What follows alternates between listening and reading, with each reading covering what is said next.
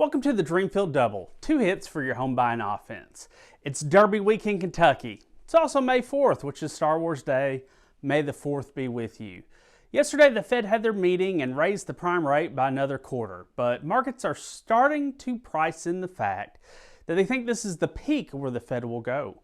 Mortgage bonds are responding positively and are in great range with mostly positive days this week.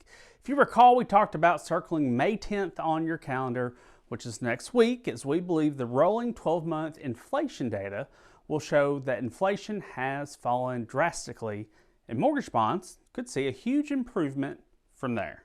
First hit, closing costs. We use the lump sum term closing costs for everything that the loan will cost to obtain, but you can really break that down into 2 parts. Firstly, you have your category A, B, and C on the loan estimate or the left-hand side, which are equated to loan costs. A would be any origination costs, underwriting fees, or points on that particular loan. B would be things like the appraisal, and C would cover your title expenses. When working with your clients, be sure to pay attention to these categories and look for any exuberant costs such as admin fees, processing fees, or points that the buyer hasn't discussed with the lender. This is where getting a second opinion from us could help your borrower not just save money with a lower rate, but also on their fees.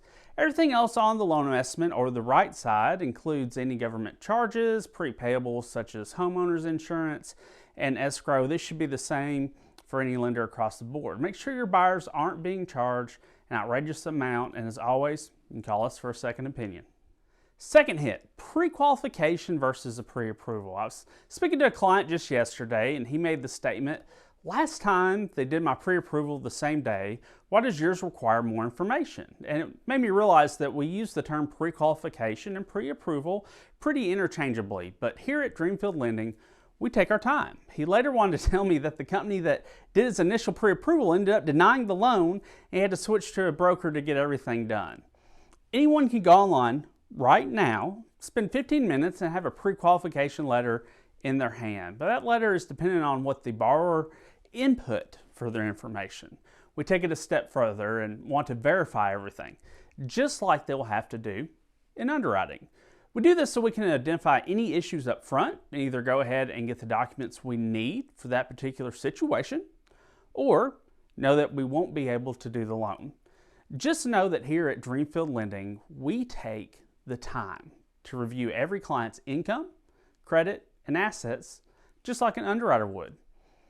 This is so that we don't have someone get under contract to only realize that the loan will be denied.